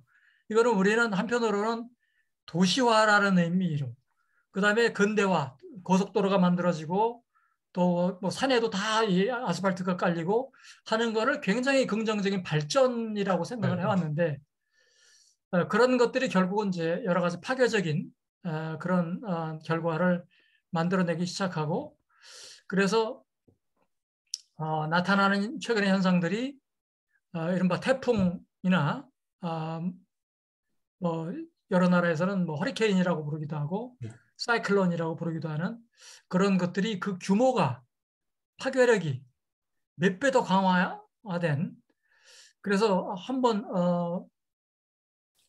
태풍이나 이런 것이 지나가게 되면은 몇백 명이 죽는 상황들이 벌어지고 있죠. 유럽도 지금 뭐 난리죠. 스페인 같은 경우도. 그래서 통제 불가능한 그런 상황들. 그래서 이 자연 상태가 균형이 깨지면서 나타나는 여러 가지 자연재해.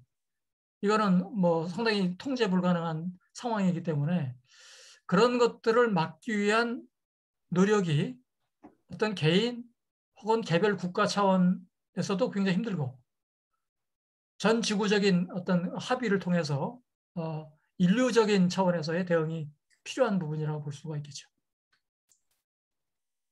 그러니까 그와 연관된 대답을 하면서 제가 잠깐 짧게 말씀을 드리면, 아까 그 스팽글러의 현대 문명의 몰락과 관련해서 얘기를 해주실 때 제국주의나 대중주의는 현대 문명의 몰락하고 이렇게 연상이 됐는데 테크놀로지가 현대 문명을 몰락시킨다는 게 얼른 납득이 안 갔거든요. 그래서 왜 그럴까 했는데 교수님이 계속 강의를 해주시면서 답을 주셨는데요. 그러니까 과학의 역설이라든가 그 미세 플라스틱 문제, 그리고 생태적 부채라고 하는 게 결국은 그 테크놀로지의 발전에 의해서 현대문명이 몰락하게 되는 결과를 가져온 거잖아요.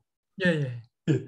그러면 이제 이 방금 질문한 것과 연관해서 답을 하자면, 그러면 그 문제를 방지하는 방법은 기술 개발이나 기술 혁신을 못하게 하는 게 중요한 일이 아닌가요?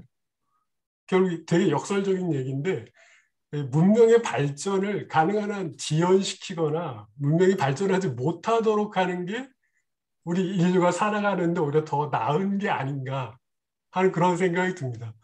이와 결부해서 기업이나 경제 부처에게 이런 제안은 거의 무의미하거든요. 기업들은 그 어떻게 하면 적은 비용으로 보다 많은 그 기술 개발을 하려는 걸 갖고 싸우기 때문에 그 사람들에게는 이 얘기를 아무리 해봤자 이해를 못할 것 같고요. 결국은 이거는 철학적이고 정치적인 문제라고 생각합니다. 결국 사회를 구성하는 다수의 구성원들이 우리가 무한정으로 기술을 개발해서 우리의 삶이 편리해지는 게 결국은 우리 모두를 죽이고 있구나라는 걸 인식시키고 사회적 합의와 정치의 힘을 빌어서 이거를 막을 수가 있는 거죠. 그러니까 제가 기억하기에도 이 독일에서도 그걸 굉장히 많이 봤는데요. 그러니까 독일 연방정부의 그 기술 개발비 예산이 어마어마합니다. 2008년에 그 세계 금융위기가 왔을 때 그 연방정부가 내온 그 대책이 뭐였냐면 그 금융위기로 해서 많은 부분이 어려워질 때 투자한 곳이 전부 연구개발비를 대폭 증액해서 그거를 이겨내겠다라고 얘기를 했거든요. 근데 사실은 이런 식의 우리나라도 마찬가지로 연구개발비가 그 세계 못지않게 투자되고 있고 하지 않습니까? 결국 이거를 사회적 합의를 통해서 이 연구개발비를 없애는 것 또는 삭감하는 게 되게 역설적이지만 우리 모든 이 시민이나 인류가 사는데 도움이 되는 게 아니고 근데 이런 얘기는 조금 잘못하면 완전히 바보 소리 듣는 얘기거든요. 어디 가서 지금 대선을 앞두고 수많은 그 대권 후보들이 나와서 얘기하는데 방금 그 교수님이 강의해 주신 바에 의하면은 이 분배를 훨씬 더 활성화하는 게 우리 사회 전체를 위해서 더 소중하고 중요한 가치인데 그들이 이 얘기만 하면은 공격을 당하니까 끊임없이 거기에 붙여서 하는 얘기가 어떻게 하면 또 한국 경제가 더 성장할 거냐. 그 말은 결국 이 문명의 발전이고 우리를 파괴하는 거거든요. 이런 식의 방금 아까 어떻게 해야 될 건지 해서 제가 얼른 떠오른 생각은 기술 개발비를 삭감하거나 없앤다. 문명의 발전을 절대 좋아하지 않는다. 이거는 어릴 때부터 교육을 해야지만이 그 학생들이 커가면서 다 큰 사람한테 편리함에 젖어 있는데 거기다 대고 세탁기 결국은 세탁기를 개발하고 이런 것들이 다 자동차가 아주 대표적이겠네요. 자동차가 없었으면은 온난화는 덜 됐을 거고 훨씬 더 이 자연에는 더 좋았겠죠. 근데 그거를 받아들일 수 있는 사람이 이 우리 사회에 얼마나 될까요? 그러니까 여기에 대한 합의를 끌어내는 거는 철학적인 문제고 어떤 정치적인 문제라는 거죠. 제가 조금 길어졌습니다. 죄송합니다. 다른 분 질문이나 의견. 예. 네, 김대리 그러니까 교수님. 지금 이제 그 부분은 우리랑은 조금 다른 그 문화사적인 맥락이 있는 것 같아요. 그러니까 사실은 서양 특히 독일 같은 경우는 기술에 대한 낙관주의보다는 또 한쪽에는 예. 기술에 대한 대단한 염세주의 예. 그런 전통이 같이 있었어요. 계속 같이 왔던 것이고 그리고 물질 문명도 마찬가지죠. 물질주의가 굉장히 팽배했지만 동시에 탈물질주의라고 하는 일종의 문화적인 그런 또는 생활에 있어서 그런 생활 방식 이게 지금도 강하게 있잖아요. 그런 게 있었기 때문에 독일에서 녹색당이라고 하는 이러한 새로운 운동이 굉장히 힘을 받은 거죠. 그게 깔려 있었으니까. 그렇죠. 우리 같은 경우는 사실 그게 없고요. 네, 우린 탈물질주의 전통 전혀 없고요. 네. 기술 염세주의 전통 전혀 없고요. 한국은 네, 지금. 네. 그렇기 때문에 그쪽이랑 우리가 비교하기는 좀 어려울 것 같고요. 제가 개인적으로는 지난번에 어디 그 과학기술 연구소장 그런 분들을 대상으로 한번 강연한 적이 있어요. 네. 제가 그때 그분들한테 여쭤봤어요. 한 60분이 됐는데 지금 유럽에서는 22세기는 오지 않는다. 22세기는 오지 않는다. 이런 비관적인 전망이 우세하다. 지금 여러분들은 과학자로서 지금 한국 과학을 대표하는 분들이에요. 과학자로서 이러한 주장에 대해서 어떻게 생각하시느냐 제가 여쭸어요. 60분인데 그중에 40분 거의 3분의 2는 그 주장에 동의를 안 하더라고요. 한국 과학자들은. 그러나 3분의 1은 동의해요. 20분 정도가 동의하더라고요. 자기는 그 비관적인 주장에 동의한다. 근데 한국은 동의를 한다는 사람이 3분의 1, 네. 동의하지 않는다. 아무래도. 과학의 힘으로 이 위기도 넘어설 수 있다.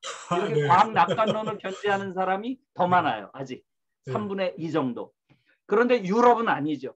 유럽은 제가 알기로는 비관론이 더 많습니다. 20신 정도로. 예, 그래서 그것은 우리와 조금 차이가 있는 것 같아요. 예, 우리 최규환 선생님.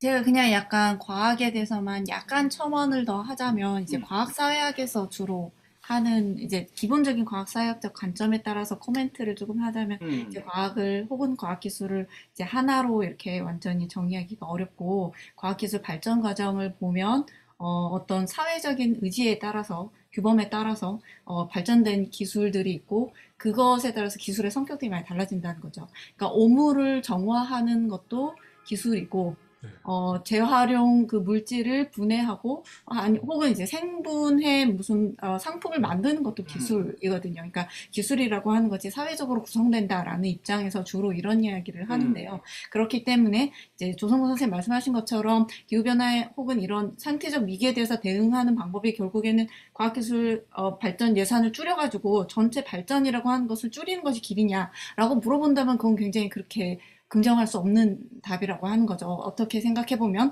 우리는 우리 위기에 훨씬 더 적응력을 가지고 있는 기술을 발전하도록 사회를 구성해가는 기술 예산을 드릴 때에 어떤 기술에 예산을 드리도록 하는가, 어떤 기술 쪽으로 더 많은 젊은 신진 연구인력들이 가게 하느냐, 이것은 모두 사회 구조가 하는 일이라고 볼 수 있고 그런 점에서 좀 너무 단순해서 과학적 진보의 퇴보가 기후변화의 적응이냐라고 이런 논의는 굉장히 많이 나오는 논의이기도 한데 그럼에도 불구하고 좀 이렇게 구별해서 좀 세분화해서 볼 필요가 있다라는 이야기를 해드리고 싶습니다. 또 신광현 선생님께 질문하고 싶은 게 있는데 지금 이 논의가 좀 진행되고 있고 사람들이 다 이야기하고 싶으신 것 같아서 질문의 기회는 나중에 질문하세요. 그래도. 하세요. 예. 왜냐면 여러분들 이제 좀 사회학과 하시는 분들은 아시겠지만 신광현 선생님은 한국에서 정말 사회 불평등과 계급 문제에 대해서 또 복지국가와 세계화에 대해서 굉장히 오랫동안 연구를 하셨고 그 오랜 기간 동안 한국 사회에 대한 이론을 개발하셨기 때문에 대한민국 안에서 불평등이라고 하는 것이 어떻게 작동하는지 어느 누구보다 잘 아신다고 생각을 해요. 그래서 오늘 이제 하루 종일 이제 인류세 이야기를 해주시긴 했지만 저는 계속 들으면서 이제 조금 인류세 문제를 조금 이렇게 축약해서 결국에는 자연재해 혹은 이제 기후변화 문제로 인해서 이제 눈에 가시적으로 나타나는 것은 어떤 위기라든지 재난이라든지 그런 문제들인데 과연 그 문제는 한국 사회에서 그 불평등을 구조화하는 그런 어떤 메커니즘과 어떻게 연결이 된다고 보시는지 그리고 불안 사회 복지국가가 대안인가 뭐 이런 식의 책도 쓰셨는데 과연 이렇게 위기를 관리해야 되고 재난에 대응해야 되는 정부라고 하는 그런 어떤 정치 체계는 과연 어떤 대안을 제시할 수 있는지 이 기후변화 아까 그 김민 학생이 얘기한 것처럼 사람들이 점점 더 불안해지고 있거든요. 그렇다면 정부라고 한 것, 이제 정치 체계라고 하는 것은 어떤 안정적인 어떤 구조를 제공을 해 주어야 하는데 우리는 이전에는 막 열심히 경제 성장했고 그 다음에 복지국가 이루려고 하고 열심히 인권과 뭐 기타 등등 권리들을 계속 더 이렇게 보장하기 위해서 민주화를 향해서 열심히 여태까지 나아갔는데 이런 새로운 위기엔 어떠한 정부 형태가 대안이 될 수 있는지 선생님 어떻게 생각하는지 너무나 궁금합니다. 예. 두 질문 다 굉장히 큰 질문이고 여러 가지 논의가 필요한 질문인 것 같아요. 그 첫 번째 부분은 사실은 여러 가지 재난은 모든 개인들에게 모든 가족에게 동일하게 주어지는 건 아니죠. 당연히 여러 가지 어떤 홍수나 이런 대규모 태풍이 불어닥쳤을 때 거기는 가장 취약한 것이 지하에 사는 사람들이에요. 뭐 당연히 물이 넘치면은 바로 타격을 받는 것이 지하에 거주하는 사람들이죠. 주로 이 기생충에 나오는 그 지하실의 거주자. 그래서 사회적으로 가장 약자들이 재난에 가장 큰 타격을 받아요.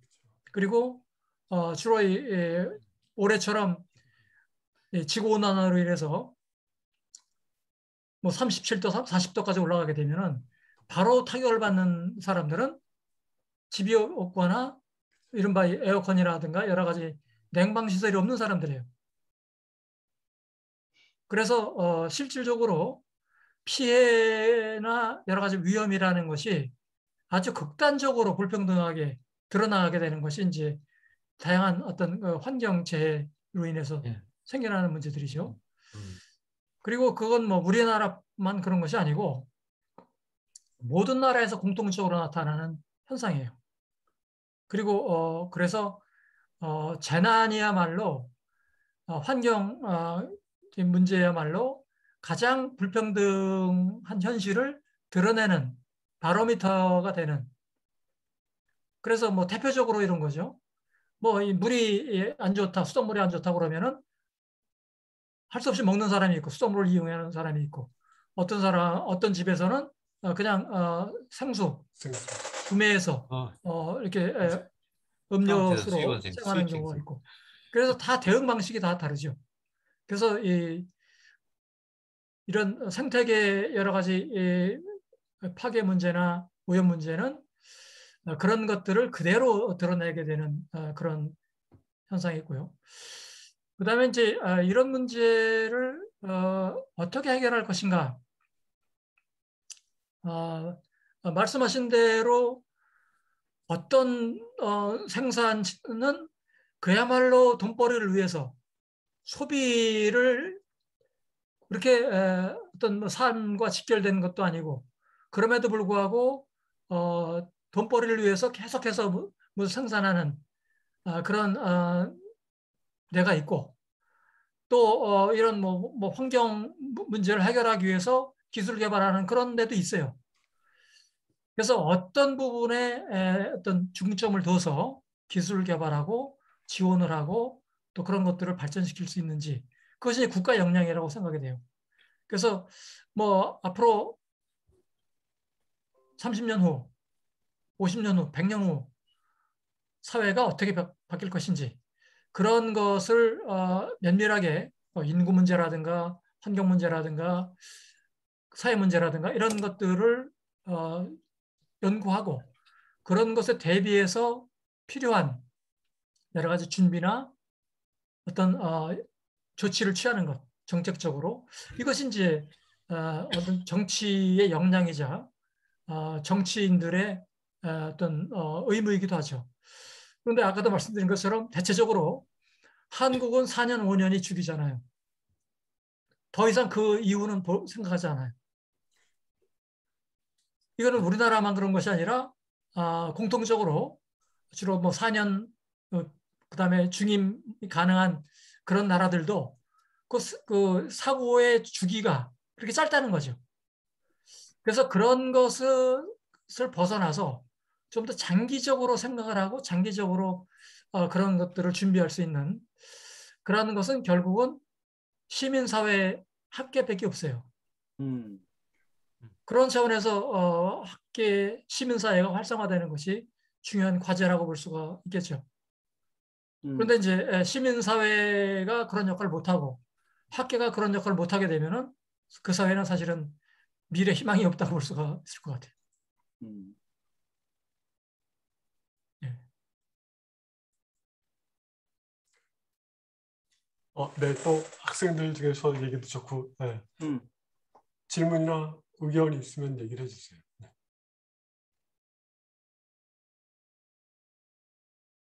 그 인류세의 전망이 어떻게 되는가요? 이제 말하자면 한 200년 전에 시작이 됐다는 그 인류세가 비관적인지 아니면 낙관적인지 그 예, 개념을 현재 상태에서는 예를 들어서 의학적인 예. 진단이라고 지구를 혹은 인간이 포함되어 있는 지구 생태계를 진단하는 뭐 엑스레이를 찍고 그다음에 MRI를 찍어서 지구를 진단했다고 하면은 상당히 부정적이죠. 그래서 2050년 그때 사람들이 살 만한 환경인가? 그렇게 생각을 해보면은 굉장히 부정적이에요. 그 지구 온도가 이른바 이 산업혁명 이전에 지구 평균 온도보다 2도 정도 높아지면은 그렇죠. 엄청난 파국이 온다고 얘기를 하고 있는데 2015년까지 1도 올랐다는 거예요. 1도가 남은 거죠. 그래서 생각보다 여러 가지 상황들이 그렇게 편안하게 생각할 그런 상황은 아닌 것 같아요. 그러면 우리나라 정부도 얘기하고는 탄소 중립 2050인가요? 네네. 그 뭐 목표 비전이랄까 또는 뭐 네. 캐치프레이즈 이런 것들이 그 2050이라고 하는 또는 탄소 중립 요게 예, 끌어낸 그 이론적인 기초가 이 저기 이 인류세 요 문제 의식인가요? 네네. 아, 그래서 뭐 일부 기업에서는 뭐 2030년까지 휘발유를 사용하는 자동차를 생산 안 하겠다. 네. 예, 뭐 예. 이런 뭐 어떤 그렇죠. 예. 기업도 있는 것 같고요. 예, 그래서 맞습니다. 어떤 유럽에는 나라에서는 이제 2030년까지 아예 음, 탄소 배출과 관련된 그런 기업 생산, 제조업 자체를 음, 없애겠다라는 아주 굉장히 레디컬한 그런 나라들도 있는 것 같고요. 예, 예, 예. 독일 차 요즘 싸다고 너무 많이 사주는 것도 별로 안 좋습니다. 독일 사람들이 자기들은 이제 앞으로 안 굴릴 차 한국에다 갖다가 막 인기 좋은 차 갖다가 그렇죠. 퍼붓는 거기는 더 거니까요. 이상 휘발유차를 안 만들겠다고 발표를 했거든요. 네. 네. 네. 여러분 안녕하십니까? 한승욱이라고 합니다. 저 아이고, 석사 예, 4차. 예, 예, 안녕하십니까? 예, 아이고, 다름이 예. 아니고요. 저 왜 그래요? 아니 제가 아까 저 채팅창에도 말씀드렸습니다만 저 cars will be fully 저 electronic이라고 저 앙겔라 메르켈 저 우리 저 총리께서 얘기를 하셨어요, 분명히. 그리고 이게 지금 독일 도이체벨레 아시죠? 도이체벨레 저 독일 방송. 저 우리나라 지금 저기 저 스카이라이프에 저 257번인가에 나오는데 아무튼 그 도이체벨레의 랩이라는 프로그램이 그 자동차 뭐 운송 관련 저 매주 방송하는 프로그램이 있습니다. 랩가요. 거기서 그렇게 메르켈 연설을 항상 그렇게 저 얘기를 해요. 뭐 마이네 다메론 테렘 이어가지고요. 네, 저 그래서 드리는 말씀인데 진짜로 그렇게 되겠죠?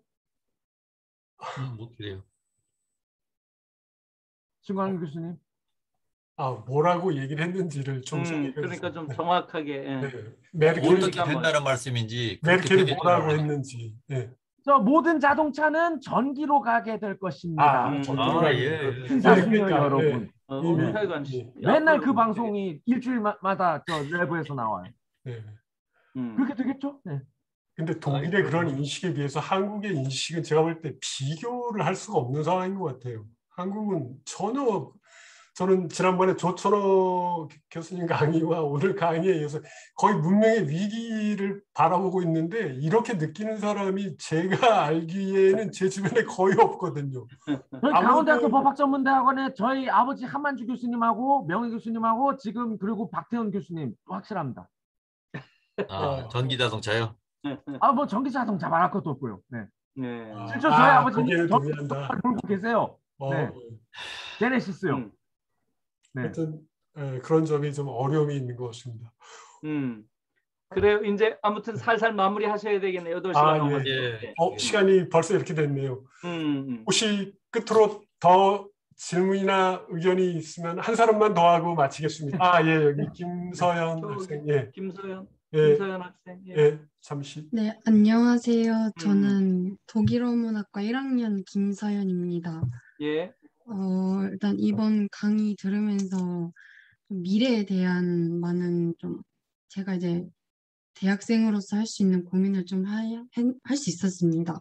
근데 이제 제가 그 강의 내용 중에 문명 충돌론을 얘기해 주시면서 역사는 더 이상 변하지 않는다라는 문장을 얘기해 주셨을 때 가장 좀 새로운 충격을 받았어요. 그래서 이제 이런 전체적인 강의를 듣고 나서 저는 이제 좀 미래에 앞으로 살 날이 조금 더 많은 나이인데 오래 좀 살아야 되는데. 네, 이런 기후 위기 관련해서도 그렇고 이런 문명의 위기 관련해서도 이제 앞으로 계속 위기라는 이런 단어가 붙는데 이제 어떻게 하면 이제 제가 뭐 대학생으로서든 아니면 앞으로든 어떻게 하면 좀 주의 깊게 바라보며 살고 좀 어떤 것을 비판적으로 사고하며 살아야 할지 간단한 그런 유점을 듣고 싶습니다. 예, 굉장히 실전적인 그런 질문을 하신 것 같아요. 사실 대학에 들어와서 위기라는 말을 특히 이제 미래의 어떤 그 삶이 더 기대되는 그런 상황에서 위기라는 얘기를 듣게 되면은 조금 암울하기도 하고 또 그런 점도 있죠. 개인적인 차원에서 여기에 대응하는 방식은 결국은 환경과 관련해서 환경을 파괴하거나 오염시키지 않는 그런 소비, 그다음에 생활, 뭐 그런 것들이 이제 뭐 가능하겠지만 그것이 그렇다고 개인이 한다고 해서 다 해결되는 문제가 아니기 때문에 결국은 개인과 개인이 속해 있는 집단, 가족이라든가 친구라든가 커뮤니티라든가 그다음에 결국은 사회, 한국이라는 사회 그리고 더 나아가서 글로벌한 사회 전체가 그런 것에 그런 방향으로 움직일 수 있도록 관심을 가지고 그리고 자기가 할 수 있는 행위를 하는 거죠. 그리고 이런 것들이 굉장히 개인적인 것이 정치적인 것이다라는 그런 표현도 있는 것처럼 결국은 개인이 바뀌지 않으면 아무것도 바뀌지 않아요. 그런 점에서 자기 스스로가 어떤 삶의 지향을, 어떤 가치관을, 또 어떤 삶의 태도를 또 구체적으로 살아가는가 그런 것들이 결국은 큰 변화를 만들어낼 수 있기 때문에 너무 뭐 크게 뭐 좌절하거나 또 뭐 실망하거나 그럴 필요는 없고 자기가 배운 만큼 아는 만큼 그런 생활과 어떤 삶의 태도와 실천적인 그런 참여를 하면 될 것 같습니다. 답이 됐나 모르겠습니다. 김서연 학생이 마지막 질문으로 신광현 선생님이 마무리 말을 하기에 적당한 질문을 해주셨습니다. 고맙습니다. 자, 이것으로 213회 중앙 게르마니아 행사를 모두 마치겠습니다. 고맙습니다, 여러분. 네, 감사합니다. 예. 아, 참, 그리고요, 우리 김누리 학장님 제 문자 보셨나요? 우리